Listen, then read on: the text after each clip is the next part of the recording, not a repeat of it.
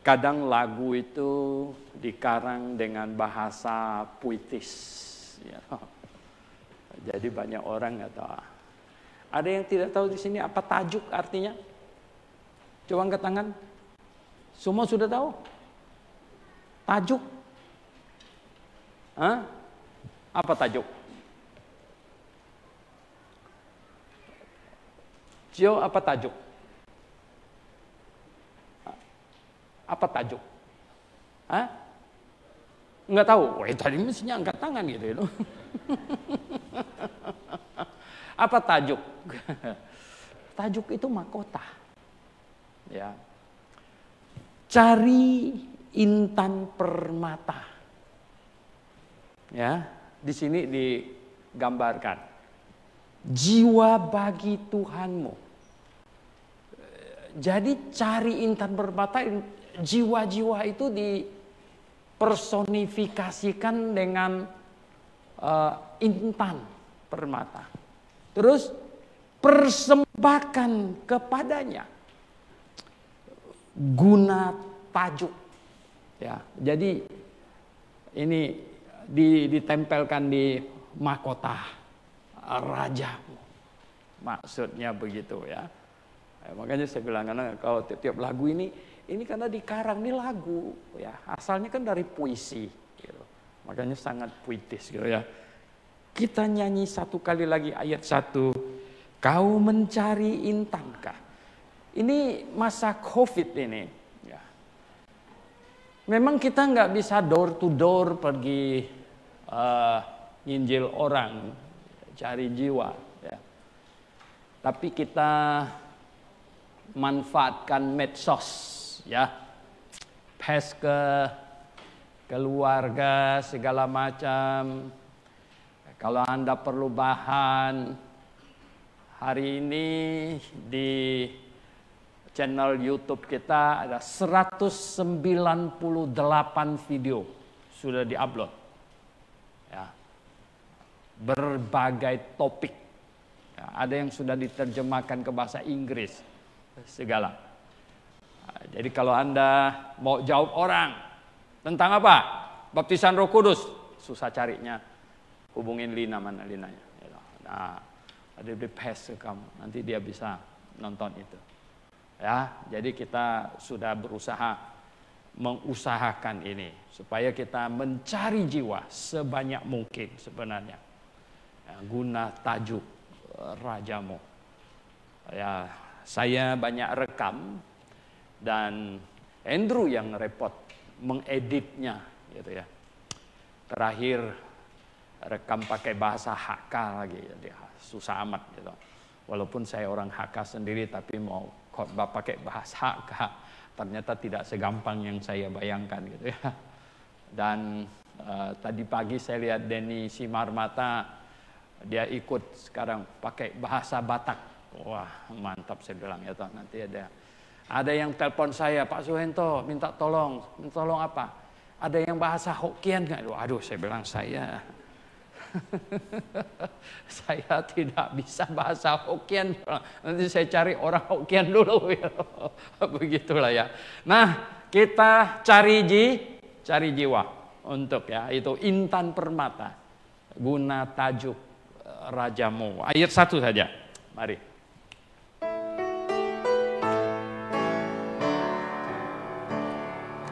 Kau mencari intankah guna tajuk mahkota,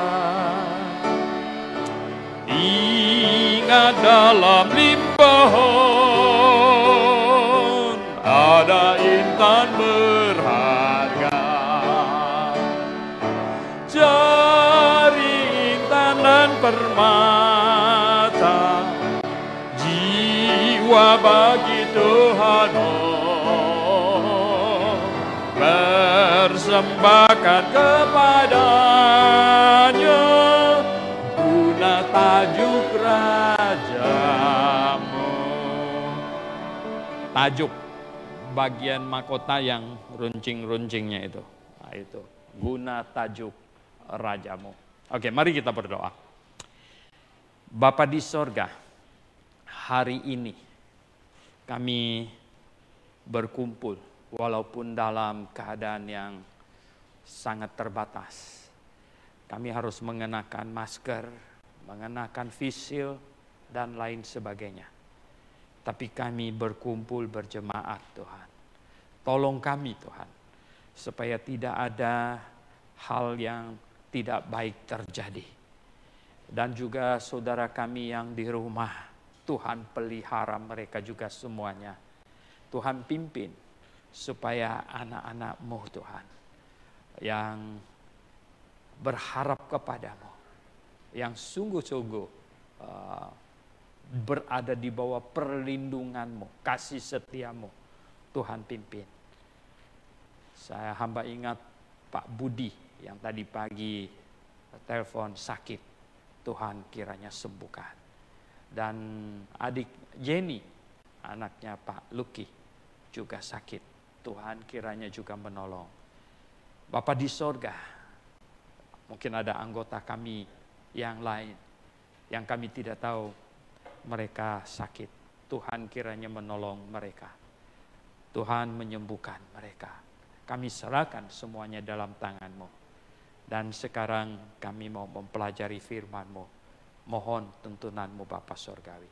Dalam nama Tuhan Yesus Kristus kami berdoa. Amin. Oke, mari kita buka Alkitab kita. Mari kita buka Alkitab kita di Yesaya. Kita buka Alkitab kita di Yesaya 54. Yesaya pasal yang ke-54. Kita lihat Yesaya pasal yang ke-54. Saya ingin mengajak Anda sekalian membaca ayat 7 dan 8 dari Yesaya 54 sama-sama. 1, 2, 3. Hanya sesaat lamanya aku meninggalkan engkau, tetapi karena kasih sayang yang besar aku mengambil engkau kembali. Dalam murka yang meluap aku telah menyembunyikan wajahku terhadap engkau sesaat lamanya.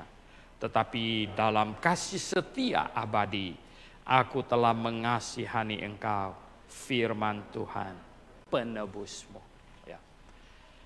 Memang, firman Tuhan yang kita baca ini, ditulis atau disampaikan oleh Nabi Yesaya, ini berkenaan dengan bangsa Yahudi. Berkenaan dengan bangsa Yahudi. Karena bangsa Yahudi sedemikian parahnya mereka membelakangin Tuhan. Sedemikian parahnya mereka bersalah. Terutama di zamannya Manase. Ya, di mana Manase sebagai seorang raja, seharusnya dia membawa rakyat, ya, dia mewakili Tuhan, membawa rakyat semuanya. Rakyat semuanya harus dikoordinasi oleh dia untuk datang kepada Tuhan, menyembah kepada Tuhan Allah Jehovah. Seharusnya begitu. Tetapi Manase telah menggiring bangsa Yahudi menyembah berhala. Sangat menyakitkan hati Tuhan, sangat menyakitkan hati Tuhan. Sehingga Tuhan berkata bahwa mereka harus dihukum, mereka harus dihukum, ya. 70 tahun satu generasi harus menjadi budak seperti keadaan di Mesir dulu. Nah, saudara yang saya kasih dalam Tuhan Yesus, 2 minggu yang lalu saya sudah menyampaikan tentang topik, ya, keputusan yang mempengaruhi kehidupan. Keputusan yang mempengaruhi kehidupan. Nah, kali ini saya sudah sampaikan judulnya, yaitu hukuman. Sebenarnya juga bisa dikatakan efek dari kesalahan manusia. Hukuman, efeknya yang mempengaruhi kehidupan. Dan tidak mempengaruhi kehidupan yang di atas kita, ya, yang sudah jauh. Tetapi mempengaruhi, ya, kehidupan yang di bawah, yang seterusnya dari kita. Jadi ketika manusia membuat kesalahan, membuat pilihan, sebenarnya sesuai dengan ayat yang kita baca tadi, Allah itu penuh kasih. Kalau mau cari ayat yang bunyinya betapa besar kasih setia, tak berkesudahan. Oh, Ratapan pasal 3 coba baca. Ratapan pasal 3 di ayat yang ke-22. Ratapan ya.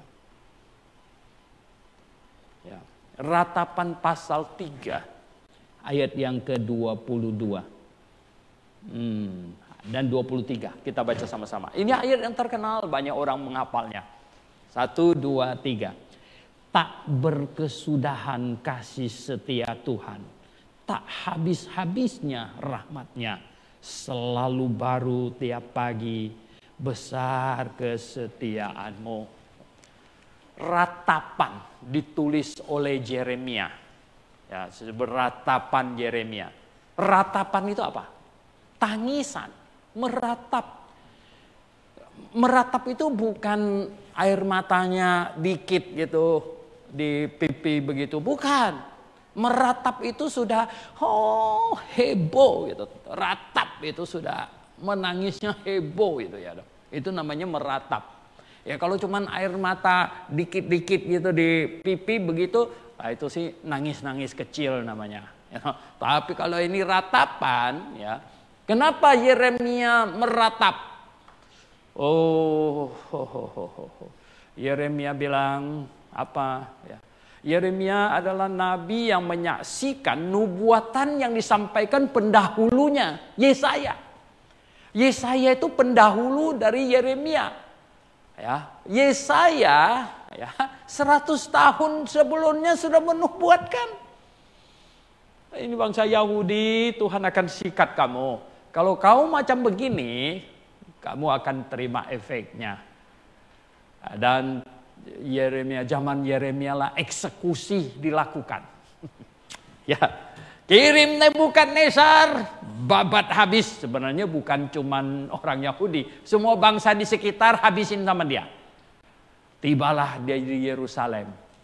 Ratapan, kitab Ratapan adalah Yeremia sebagai seorang nabi Tuhan waktu itu yang menyaksikan bagaimana Tuhan mengeksekusi umatnya. Ampun, ya, dia menangis ratap. Tapi dia memohonkan, dia tahu katanya, kasih setianya Tuhan tak pernah berkesudahan. Ya. Oh, ini ayat menjadi sangat indah. Menjadi sangat indah tadi itu ya. Ratapan. Kasih setia Tuhan katanya. Kasih setia Tuhan tak berkesudahan. Ya. Tak berkesudahan. Ini. Tak berkesudahan kasih setia Tuhan. Tak habis-habisnya rahmatnya. Selalu baru tiap pagi. Besar kesetiaanmu. Ya. Baru setiap pagi. Oh saudara yang saya kasih dalam Tuhan Yesus Kristus. Bagaimanakah mungkin Tuhan yang besar kasih setianya ini. Kasih setia Tuhan. Merancangkan kejahatan terhadap anak-anaknya. Terhadap manusia yang dia sayang. Tidak. Tidak. Oleh sebab itu ketika ada teolog yang menyimpulkan bahwa semua kejahatan di muka bumi itu Tuhan yang tetapkan. Bahkan Adam jatuh ke dalam dosa, dia bilang Tuhan yang tetapkan. Saya bilang dia sinting. Benar. Bagaimana mungkin? Tuhan yang penuh kasih setia. Rahmatnya tak berkesudahan. Ya. Tetapi orang-orang yang menentangnya, mereka akan menerima efeknya. Karena ada penghukuman. Karena orang yang melarikan, orang yang membelakangi Tuhan, orang yang menentang Tuhan, mereka akan masuk ke dalam jebakan iblis. Mereka akan masuk ke dalam kesusahan yang menantikan mereka sendiri. Sebenarnya, saudara yang saya kasih dalam Tuhan, ketika Kain memilih menentang Tuhan, efeknya besar. Efeknya besar. Ya. Oh, dahsyat sekali saudara yang saya kasih dalam Tuhan. Apakah Tuhan begitu kejam, ya, menghukum keturunan Kain sampai sini? No, sebenarnya bukan itu. Tapi dia makin jauh dari kebenaran, makin jauh dari kasih setia, makin jauh dari perlindungan Tuhan. Dan dia berteman dengan iblis. Sekarang juga kau boleh coba. Kalau kau tak mau berteman dengan orang baik-baik, ya udah. Coba kau berteman sama itu. Preman-preman. Ya enggak? Itu petualang pasar segala macam. Ya, itu gembong-gembong narkoba segala macam. Nah, kau boleh coba. Saudara yang saya kasih dalam Tuhan Yesus. Anda dekat dengan siapa?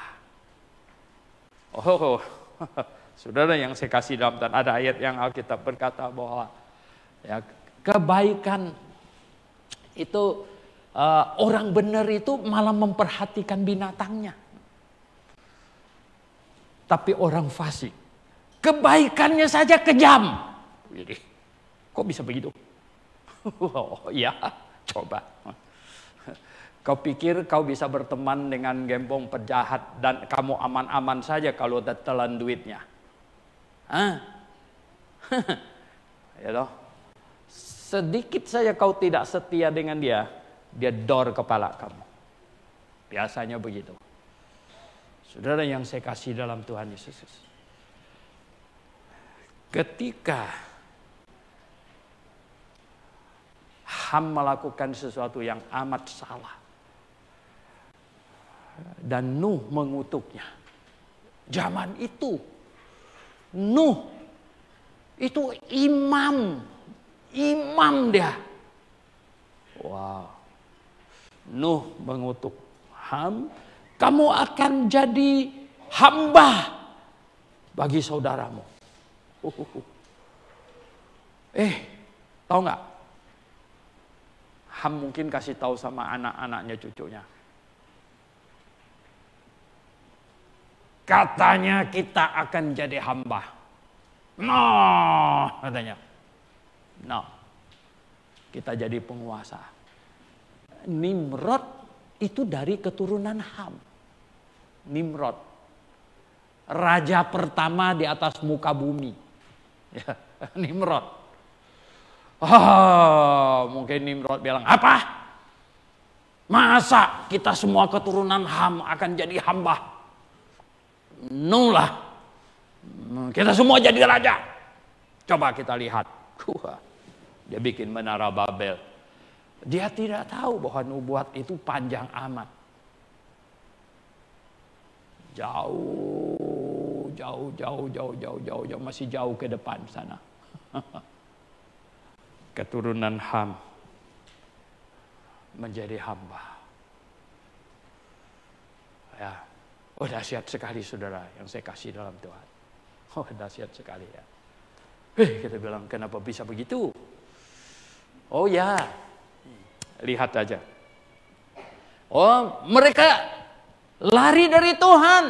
Dia pikir dia bisa merdeka, dia bisa melawan Tuhan dan tidak ada efeknya.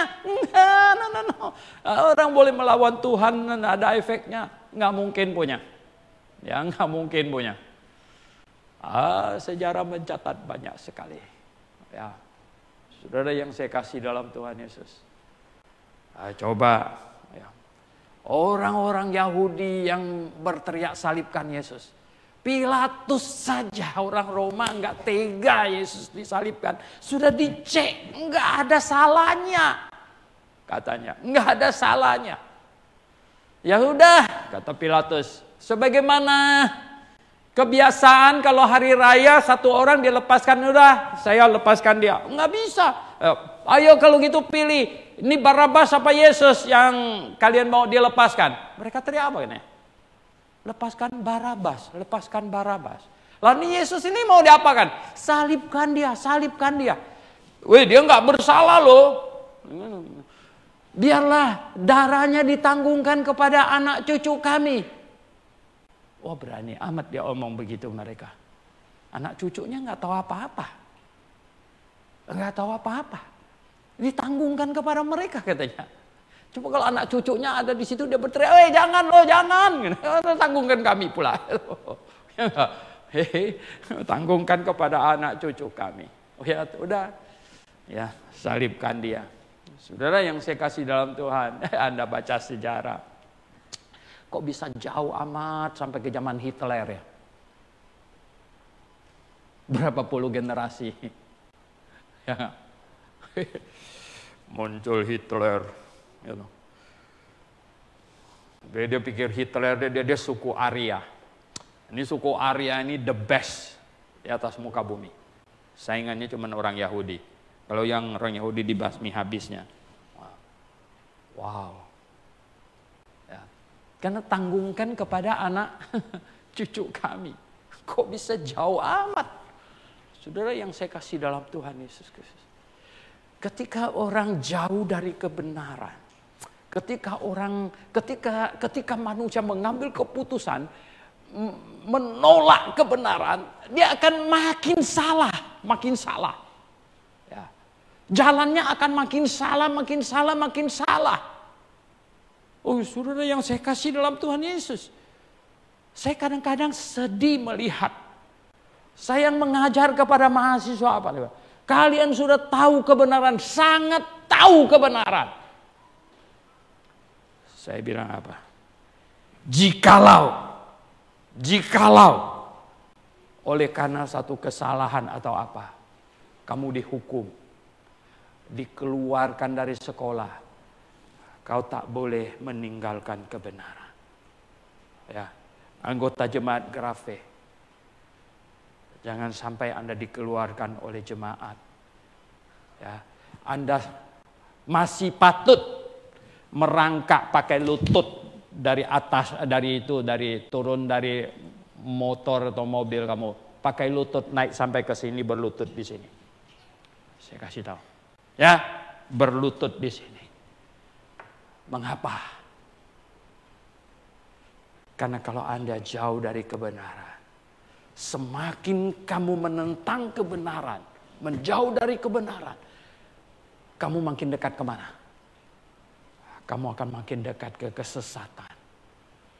Dan iblis siap menerkam kamu dan membawa kamu.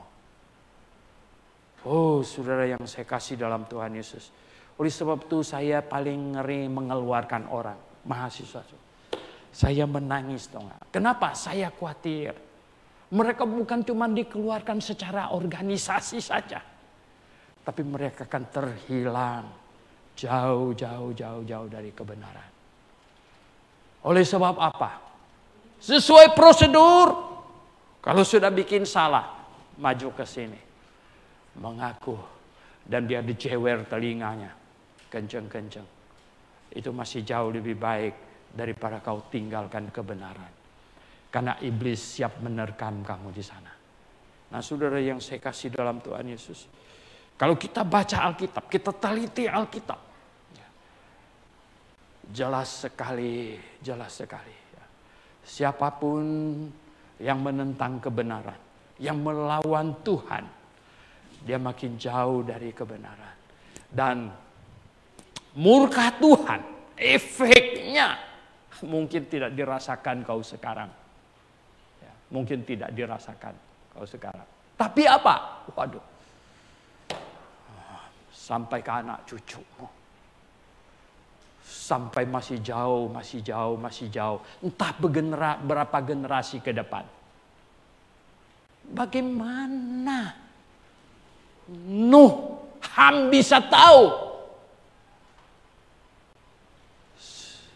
bahwa anak cucunya sampai kepada zaman perbudakan. Dan betapa sengsaranya mereka. Bagaimana mereka bisa tahu, melihat sampai sejauh itu? Saudara yang saya kasih dalam Tuhan. Bagaimana orang Yahudi yang di abad pertama di pelataran gedung gubernur dari Roma, Pilatus, berteriak-teriak, salibkan dia, salibkan dia. Tanggungkan darahnya pada anak cucu kami. Bagaimana mereka melihat sampai ke zaman Hitler? Sampai itu. Bisa lihat sampai sejauh itu? Oh, tidak. Oh, saudara yang saya kasih dalam Tuhan Yesus Kristus. Nah, oleh sebab itu saya mau supaya anak-anak Tuhan yang mengasihi Tuhan, kita yang di dalam kebenaran, saya katakan bahwa kita harus berhati-hati. Karena saudara yang saya kasih dalam Tuhan Yesus, kita tidak lihat efek dari semua keputusan kita, hukuman yang Tuhan jatuhkan, itu bisa jauh ke depan. Jauh ke depan. Oleh sebab itu, saudara yang saya kasih dalam Tuhan, mendekatlah kepada Tuhan. Mendekatlah kepada Tuhan. Karena ketika kita mendekat kepada Tuhan, sebenarnya sepertinya kita ini yang mendekat kepada Tuhan. Tapi sesungguhnya tahu nggak? Kita menyeret seluruh keturunan kita. Bahkan yang masih jauh yang belum lahir. Kita menyeret mereka semuanya datang mendekat kepada Tuhan. Oh, saudara yang saya kasih dalam Tuhan Yesus. Ini Anda harus dapat melihat. Oleh sebab itu ya susah-susah sedikit tidak jadi masalah. Saya seringkali mau berkata kepada orang tua. Dari dulu saya melayani. Saya bilang, ya, bangun lebih pagi, bawa anak ke sekolah minggu yang rajin, yang rutin, yang setia. Ya. Mungkin kau belum melihat hasilnya sekarang. Ya. Kau belum lihat. Tapi ini tidak akan rugi punya. Ya. Ini akan baik. Nah, saudara yang saya kasih dalam Tuhan Yesus. Oh, ya. Nah, kita lihat. Orang kalau makin jauh dari kebenaran, efeknya parah. Dan kadang-kadang saya melihatnya begini. Banyak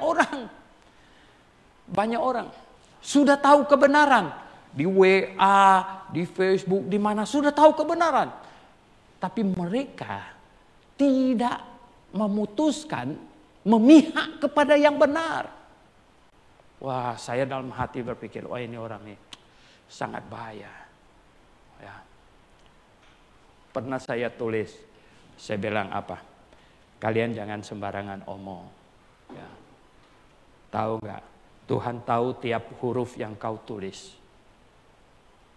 Kalau Tuhan tahu. Lebih dari itu apa? Iblis ngintip di balik punggungmu juga apa yang kau tulis. Ya. Kalau dia lihat ini orang ini, dia menolak kebenaran. Ini bisa jadi makanan kita. Kau habislah nanti. Saudara yang saya kasih dalam Tuhan Yesus. Wow, ini dahsyat sekali. Nah, oleh sebab itu saya kan sangat kasihan sekali orang. Ini orang kelihatannya dia sangat menentang kebenaran. Seharusnya dia sudah mengerti kebenaran. Tetapi mengapa dia menentang kebenaran terus? Oh, bisa sangat bahaya. Ketika Tuhan menilai, memutuskan. Ini orang menyingkir dari kebenaran. Ini orang membelakangi kebenaran. Hari ini dunia medsos kita ketemu banyak orang. Ada orang apa? Sampai dia nggak mau ke gereja lagi, nggak ketemu yang benar katanya. Saya bilang, kamu cari. Sekarang kamu sedang ya berurusan dengan orang yang benar di dalam gereja yang benar. Oh ya, dia bilang begini begitu. Ya memang dunia ini sekarang demikian ini. Karena polarisasi yang sedemikian banyaknya. Wow. Ya. Jemaat yang saya kasih dalam Tuhan Yesus Kristus. Kalau Grafe hari ini bikin video ditebar di YouTube. Menurut kalian iblis bodoh, dia nggak bikin juga? Nonsen lah. Betul nggak? Dia juga bikin. Malah banyak juga. Wah, saya sekarang tahu nggak? YouTube bertebaran segala macam pengajaran. Yang kita perlu doakan ini jemaat Grafe. Tuhan, biarlah orang-orang yang mencari kebenaran bisa mendapatkannya. Orang yang merindukan kebenaran bisa mendapatkannya. Ini penting sekali. Sehingga usaha kita tidak sia-sia, saudara. Usaha kita tidak sia-sia. Nah, Bapak Ibu saudara yang di sini maupun yang di rumah, kita lihat sekarang, ya, hukuman Tuhan itu berefek. Ketika pemimpin negara bikin kesalahan, ya, ini ukuran negara, ukuran negara. Ketika pemimpin negara bikin kesalahan, dan rakyatnya berteriak-teriak minta Tuhan hukum dia. Kalau Tuhan hukum dia, kira-kira kena rakyatnya enggak? Kena. Betul enggak? Kalau kita baca di dalam Alkitab. Aduh. Di Mesir dulu. 1 tulah. Baik. Firaun bilang, siapa Jehovah yang saya harus dengar dia? Enak aja. Firaun pikir dia di atas Jehovah. Yang benar aja. Musa bilang, tulah kedua. Jeder. Masih, siapa dia? Kenapa saya harus mendengar dia? Oke. Tulah ketiga, keempat, kelima. Rakyat Mesir pusing nggak kalau sudah begitu? Rakyat Mesir udah pusing. Waduh, raja kita ini kenapa jadi begini? Ya enggak? Tulah keempat, kelima. Rakyat Mesir pusing nggak? Pusing, tambah pusing lagi, betul nggak? Tulah ketujuh, kedelapan. Aduh, rakyatnya pasti kalau bisa ngomong sama rajanya, udahlah biar mereka pergilah. Tahu nggak? Menjelang tulah ke-10, orang Yahudi disuruh minta segala macam ini gelang, cincin, segala sama orang Mesir. Katanya Tuhan membuat orang Mesir bermurah hati, kasih. Tahu nggak apa? Mereka selain begitu mereka juga puyeng dong nggak? Ya Tuhan bikin baik hati, mau kasih, ayo, pergilah. Kami ini udah mau mati semuanya, gitu, pergilah. Tapi mereka lihat, wah ini raja kita ini belum mau nyerah nih, raja kita ini gimana ini ya toh? Saudara yang saya kasih dalam Tuhan Yesus Kristus, pusing juga, betul nggak? Tuhan mau menghukum raja. Prajuritnya suruh kejar, kita kejar. Alkitab menulis, Tuhan mengeraskan hati Firaun, masuk laut dia. Wow. Nah, Calvinis mulai bilang, Pak Suhento baca baik-baik, Tuhan mengeraskan hati Firaun. Saya bilang, Calvinis, baca lebih baik. Setelah dia mengeraskan hatinya 5 kali, baru kemudian Tuhan keraskan hatinya 5 kali. Tapi sebelum Tuhan keraskan hatinya, dia duluan sudah keraskan hatinya 5 kali. Jadi setelah dia keraskan hatinya 5 kali, Tuhan sebenarnya sudah finishkan dia. Cuman masih banyak pengikutnya yang perlu diseret ke pengadilan. Supaya dia bisa membawa mereka masuk ke dalam laut. Oh saudara yang saya kasih dalam Tuhan. Maka Tuhan keraskan hatinya untuk mengejar. Oh ya. Saudara yang saya kasih dalam Tuhan Yesus. Kalau kita mengamatin sejarah juga. Ya, kita mengamatin sejarah. Pemimpin negara. Wow. Coba kalau rakyatnya berdoa, Tuhan tolonglah pukul ini ya pemimpin negara kami ini yang parah gitu. Tuhan pukul dia, kena rakyatnya enggak? Kena rakyatnya. Nah saudara yang saya kasih dalam Tuhan Yesus. Oleh sebab itu sebenarnya Tuhan itu tidak mau pukul. Kalau tidak sangat terpaksa harus pukul. Karena Tuhan itu panjang sabar. Ya, kasih setianya, rahmatnya tak berkesudahan. Tapi kalau tidak bisa tidak, ini harus dipukul. Karena efeknya banyak. Saudara yang saya kasih dalam Tuhan Yesus. Oh. Nah kalau satu kota, satu provinsi, gubernurnya ngawur, dia punya rakyat, kena nggak kalau Tuhan mau pukul dia? Kena, ya, bisa kena. Nah saudara yang saya kasih dalam Tuhan Yesus. Bahkan Satu keluarga. Kalau ada yang ngawur, Tuhan pukul anggota keluarga yang lain, kena efek nggak? Kena. Oh Tuhan, jangan pukul yang bisa kena kami dong. Ya pukulnya bagaimana? Bikin dia sakit aja. Kau rawat dia kan? Setengah mati nggak? Oh ya, saudara yang saya bilang, hei, waduh, ya dong. Kadang-kadang, ya dong, mungkin ada ya ibu-ibu atau bapak-bapak pasangannya ngawur, selingkuh. Tuhan, tolong pukul dia. Oh ya, kalau Tuhan pukul dia, ya dong, mau bagaimana cara Tuhan pukul dia? Dipecat sama bosnya, cukup nggak?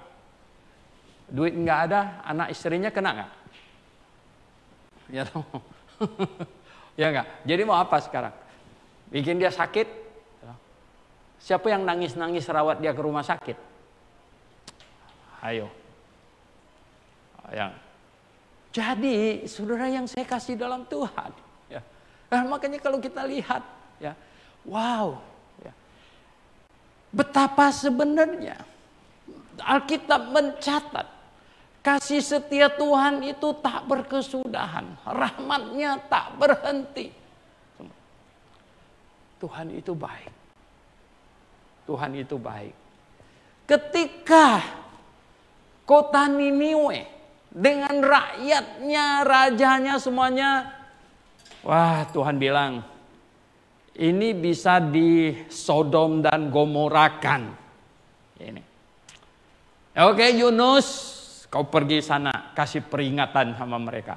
Wah, Niniwe itu di Irak Utara. Sekarang masih ada kota ya. Niniwa sana. Katanya ada tumpukan tanah yang agak meninggi. Kuburnya Yunus di situ. Nggak tahu. Ya, kok lama amat ya. Itu 700-800-an tahun sebelum Masehi sampai sekarang ini hampir 3000-an tahun. Ya, saudara. Yunus bukannya pergi ke Niniwe, dia naik kapal ke Tarsus itu opposite itu bertolak belakang loh. Ya. Niniwe itu di sebelah timur. Ya. Tuhan suruh dia peringatkan ke sana. Yunus naik kapal pergi ke barat. Ya. Tuhan suruh Yunus peringatkan. Karena kalau sekali pukul, ya, sekali Tuhan murka menghukum, itu efeknya besar sekali. Begitu. Yunus pergi, katanya. Itu kota yang paling besar zaman itu. Jumlah penduduknya 120.000. Itu kalau banding Jakarta sih kecil, mungkin banding Jakarta. Tapi zaman itu besar, katanya. Kotanya 3 hari jalan kaki ya. Dulu kan ukuran jalan kaki gitu. Kalau jalan kaki boleh coba dari sini ke Jatinegara aja gitu ya. Kalau naik mobil beda lagi gitu ya. Nah, katanya ya, kotanya 3 hari jalan kaki ya. Jumlah penduduknya 120.000 orang. Tuhan kalau pukul efeknya besar. Ya. Kirim Yunus sana. Khotbah, tobatkan mereka. Wih, tobat, mereka tobat ya. Dari rajanya sampai ke rakyatnya, katanya. Taruh abu di kepala mereka, tobat. Ya. Koyakkan pakaian mereka pakai pakaian kabung. Tuhan tidak jadi bom nuklir kota Niniwe. Wow, kalau tidak akan jadi danau garam lagi. Seperti Laut Mati. Ya. Tidak jadi. Nah efeknya, ya kita lihat efeknya. Ya kan. Kalau bertobat, ya, ada pengampunan dari Tuhan. Tapi kalau tidak, dan sejarah mencatat, ya, cuman generasi itu yang bertobat. Mungkin mereka kemudian tidak lagi merasakannya. Hah, mana ada Tuhan, mana lagi segala macam. Akhirnya kembali lagi menjadi salah lagi. Oh, saudara yang saya kasih dalam Tuhan Yesus. Nah, Alkitab kasih tahu kita betapa kasih setia Tuhan itu besar.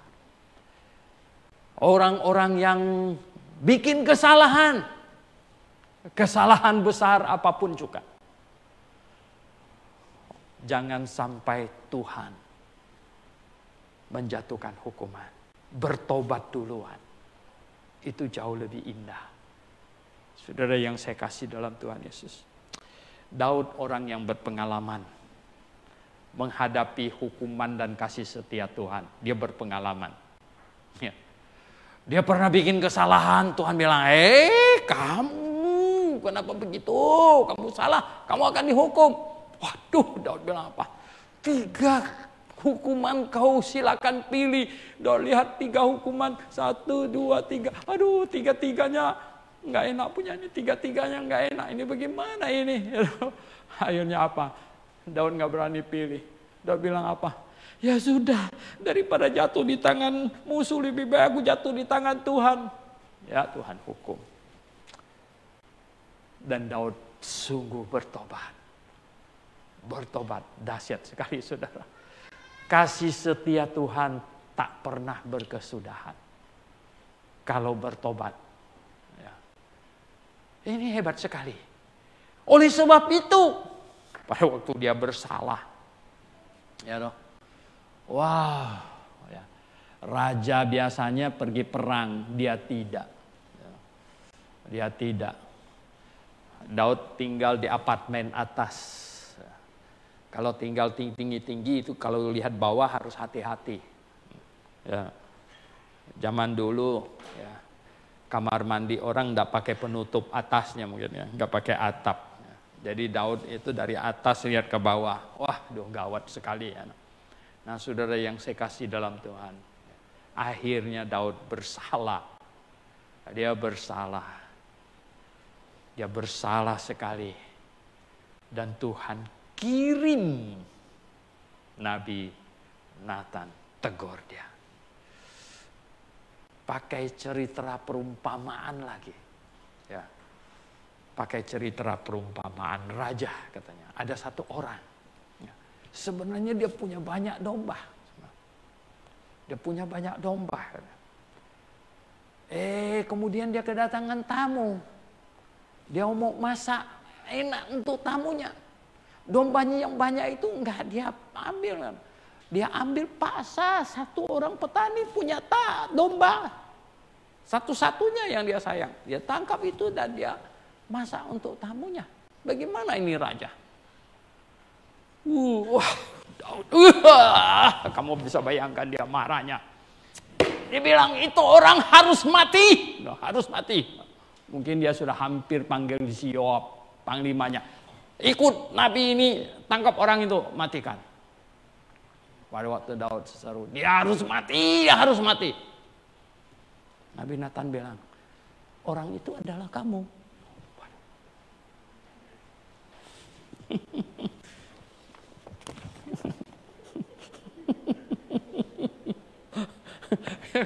Orang itu kamu.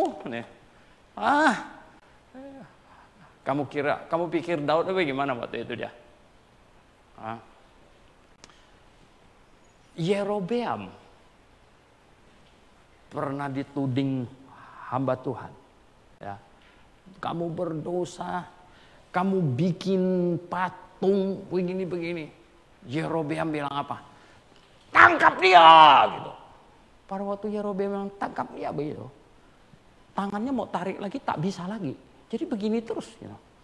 Waduh, dia bisa pusing juga ini kalau tangan begini terus seumur hidup nih bagaimana? Kemudian dia melembut minta Nabi itu supaya doa tangannya bisa tarik kembali. Daud tidak tunjuk Nathan dan bilang tangkap dia. Berani amat dia nuduh saya. Enggak. Tapi Daud berkata, benar. Aku telah berdosa. Benar aku telah berdosa. Benar aku telah berdosa. Oh, dia sungguh-sungguh bertobat. Kasih setia Tuhan tak pernah berkesudahan. Ya, kalau orang mau merendahkan hatinya di hadapan Tuhan. Dan Daud bukan pura-pura tobat loh. Pura-pura tobat. Mazmur 51 dia bikin lagu dosanya. Wah, semua orang bikin lagu, lagunya cakep. Ini mana ada orang bikin lagu dosa dia sendiri. Dinyanyikan oleh paduan suara. Wow, ini hebat. Maka itu Tuhan sayang dia. Tuhan sayang Daud. Selanjutnya semua raja yang baik, seluruh Israel, seluruh zaman berjalan, ya. Asal ada raja yang bagus, pasti dibilang apa? Dia seperti bapak leluhurnya Daud. Dia seperti bapak leluhurnya Daud. Raja yang brengsek, yang ngawur, yang menyesatkan segala macam, dia bilang apa? Dia seperti Yerobeam. Wah ini nggak enak. Jadi Bapak Ibu Saudara yang saya kasih dalam Tuhan, jemaat sekalian. Ya. Nah ini pelajaran. Dalam Alkitab ini pelajaran. Banyak pelajaran kehidupan. Sampai Bob Jones Senior berkata apa? Saya ingat terus. Seandainya tidak ada Tuhan pun, dia bilang. Seandainya tidak ada Tuhan pun. Ini Alkitab adalah pedoman untuk kehidupan di muka bumi ini yang terbaik. Karena di dalamnya berisikan berbagai pengajaran untuk kehidupan yang baik. Saudara yang saya kasih dalam Tuhan Yesus, indah sekali. Kasih setia Tuhan tak pernah berkesudahan.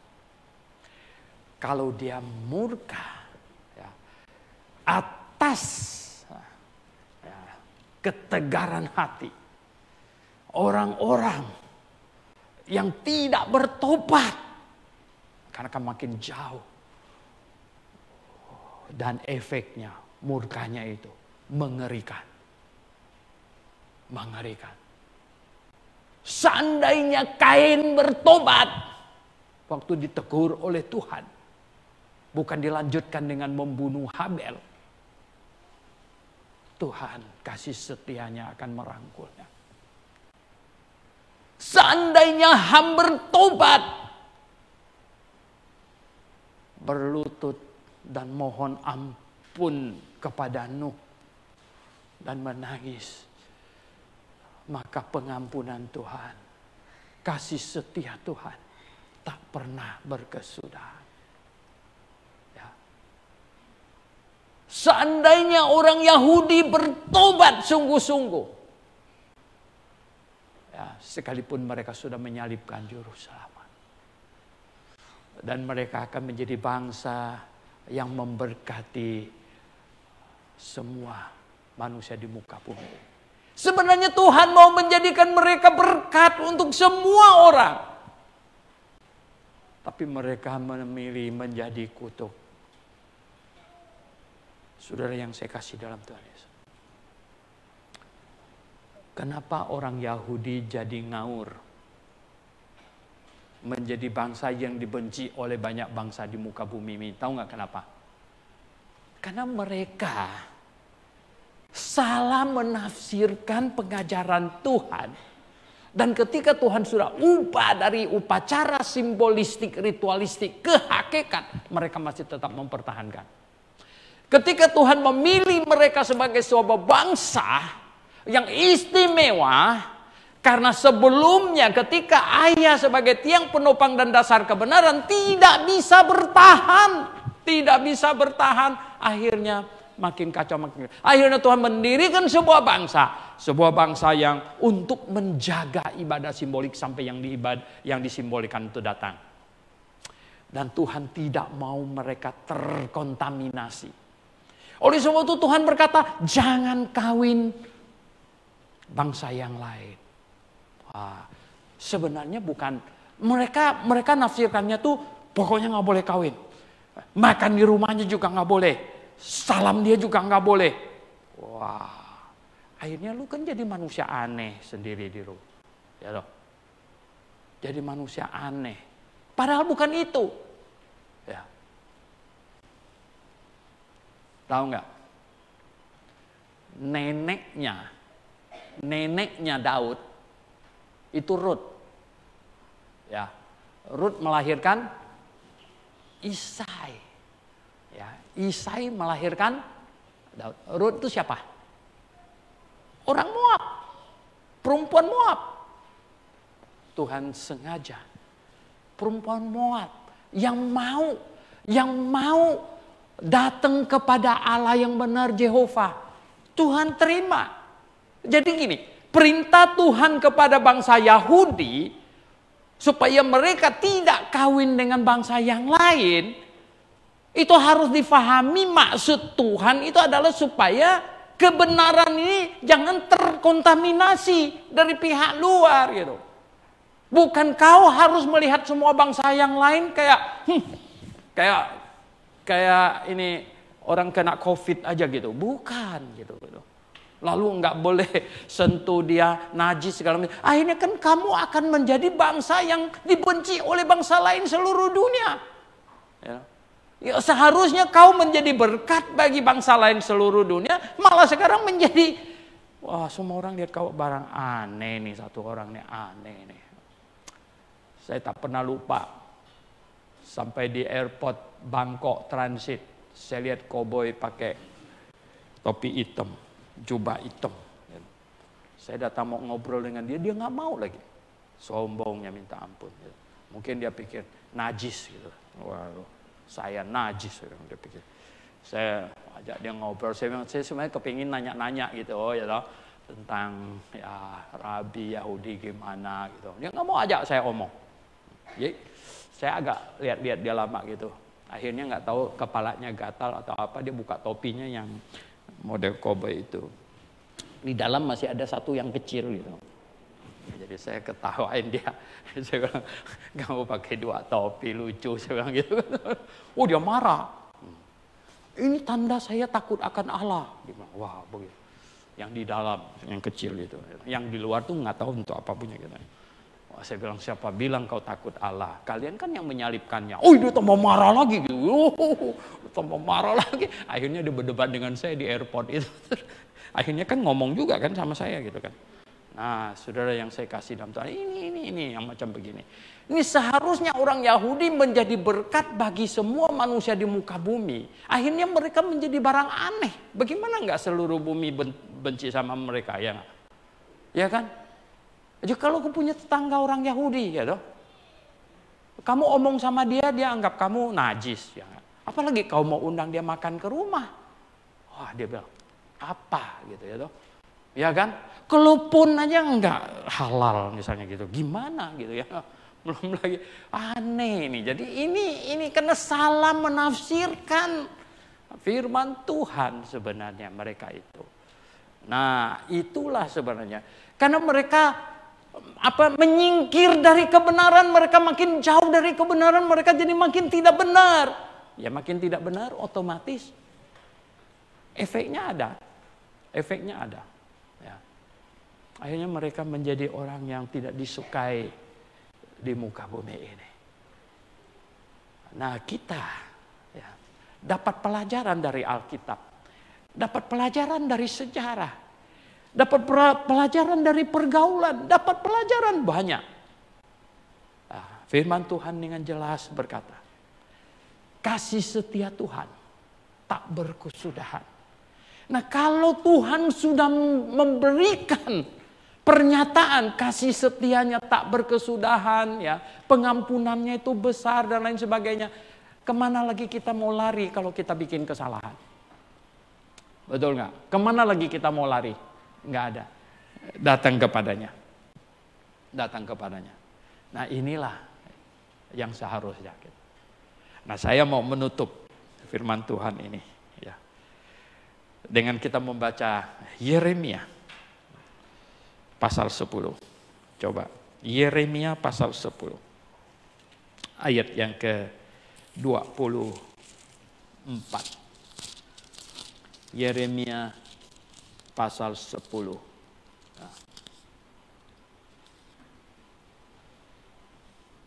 Yeremia pasal 10 ayat 24 kita baca. Ya. Sama-sama 1, 2, 3. Hajarlah aku ya Tuhan, tetapi dengan selayaknya.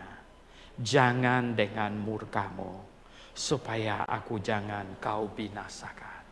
Ya. Ini adalah permohonan, pernyataan anak yang rendah hati, yang mengenal Bapaknya dan tahu keadaan dirinya. Sehingga berkata apa? Hajarlah aku ya Tuhan, tetapi dengan selayaknya. Jangan dengan murka-Mu, supaya aku jangan Kau binasakan. Ya. Hajarlah aku Tuhan, aku bisa terima. Kalau aku salah, jangan Kau binasakan aku. Amin, jemaat sekalian. Mari kita berdoa. Bapa di sorga, kami baca ayat-ayat firman-Mu. Kasih setia-Mu tak berkesudahan. Rahmat-Mu tak pernah berhenti. Tetapi orang-orang yang membenci-Mu, yang membelakangi-Mu, yang lari dari-Mu, mereka mendekati musuh-Mu.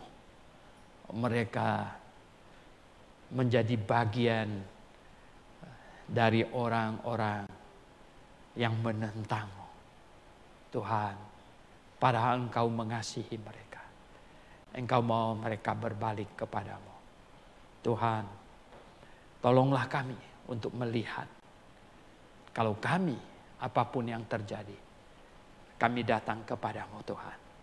Karena besar kasih setia-Mu pada kami. Tuhan, terima kasih. Kami anak-Mu. Hajarlah kami kalau kami salah.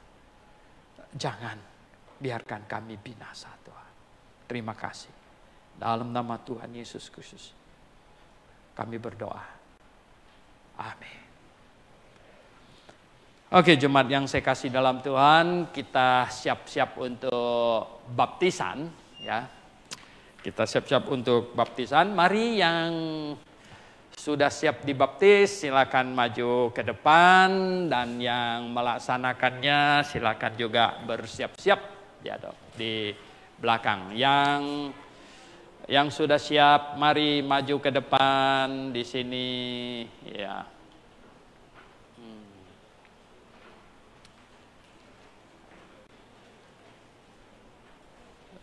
Jabes, betul.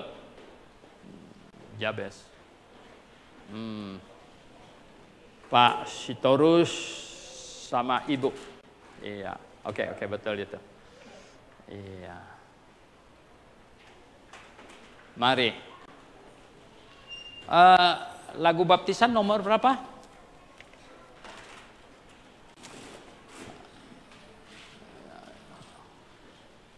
Nomor berapa lagu baptisan, tolong?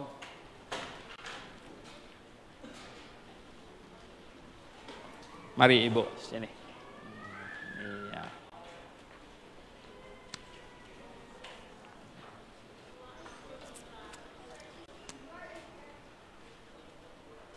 Iya. Mejanya dikesituin aja. Iya. 269, betul. Oke. Ya, di situ aja. Iya, gitu. Iya. Kita nyanyi lagu 269 ya. Coba. Oke. Ya. Pak Sitorus, Ibu Sitorus, dan Saudara Jabes ya. Yang menyatakan diri di hadapan Allah ya, bahwa mereka sudah sungguh-sungguh lahir baru, sudah bertobat ya, sudah menjadi milik Tuhan. Iya. Oke. Iya. Ya mesti ya dari sana Jaya, dari yang terbuka itu pasti ya dari situ dia. Bukan ya. Ya gitu. Iya. Oke, kita 269. Mari kita nyanyi 269. Jadi sudah mantap ya Pak ya. Pak Sitorus ya, Ibu ya. Oke. Sama Jabes ya. Ada putrinya ya datang lihat ya, menyaksikan. Oh ya mantap. Baik. Mari 269. Oke, silakan ke sana Pak. Pak Sitorus, silakan ke sana. Saya ikut Gembala Andrew ke sana ya. 269. Kita nyanyi. Mari Desi.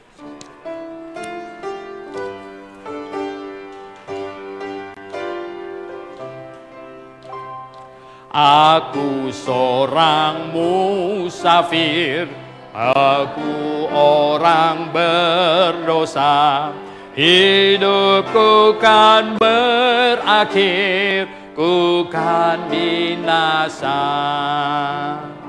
Saat ku dengar Injil, Yesus tersalib, mati untuk dosaku, aku terharu. Ku beri diri dibaptis ke dalam air.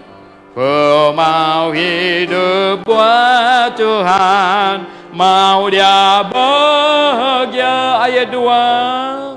Aku telah diselamatkan, aku telah bertobat, ku telah berubah, ku anak Allah, ku terima Roh Kudus, ku anak Allah.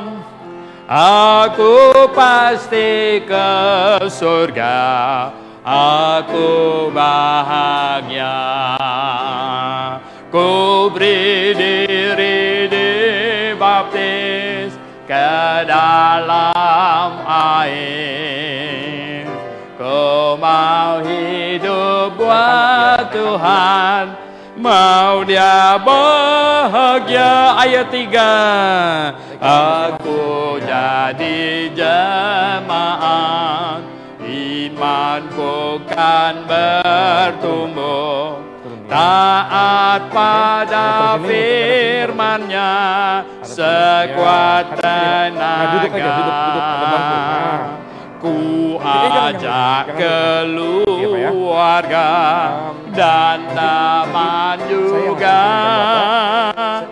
berdoa dan bekerja, aku berserah.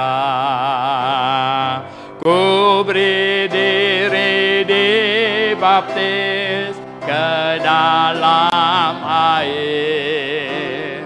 Ku mau hidup buat Tuhan, mau Dia bahagia. Oke, silakan. Baik, Bapak Sitorus, berdasarkan pengakuan iman Bapak di hadapan Tuhan dan di hadapan sidang jemaatnya mengenai iman kepada Yesus Kristus, maka saya selaku hamba Tuhan, Gembala dari GBA Grave, membaptiskan Anda dalam nama Bapa, Putra, dan Roh Kudus. Amin. Ku beri diri dibaptis ke dalam air. Ku mau hidup buat Tuhan, mau Dia bahagia lagi. Ku beri diri dibaptis ke dalam air. Ku mau hidup buat Tuhan, mau Dia bahagia. Ayat 3. Aku jadi jemaat, imanku kan bertumbuh, taat pada firman-Nya sekuat tenaga. Saya yang naikin. Ku ajak keluarga dan teman juga, berdoa dan bekerja, aku bahagia. Oke, silakan. Saudara Yabes, berdasarkan pengakuan Anda di hadapan Tuhan dan sidang jemaatnya mengenai iman kepada Yesus Kristus, maka saya selaku hamba Tuhan, gembala dari GBI Grafe, membaptiskan Anda dalam nama Bapa, Putra, dan Roh Kudus. Amin. Ku beri diri dibaptis ke dalam air. Ku mau hidup buat Tuhan, mau Dia bahagia. Ayat 2. Aku diselamatkan, aku telah bertobat, aku telah berubah, ku hidup baru, ku telah terima Roh Kudus, ku anak Allah, aku pasti ke surga, aku bahagia. Oke. Baik, Ibu Sitorus, berdasarkan pengakuan Ibu di hadapan Tuhan dan sidang jemaatnya mengenai iman kepada Yesus Kristus, maka saya selaku hamba Tuhan, gembala dari GBI Grafe, baptiskan Anda dalam nama Bapa, Putra, dan Roh Kudus. Amin. Amin. Ku beri diri dibaptis ke dalam air. Ku mau hidup buat Tuhan, mau Dia bahagia.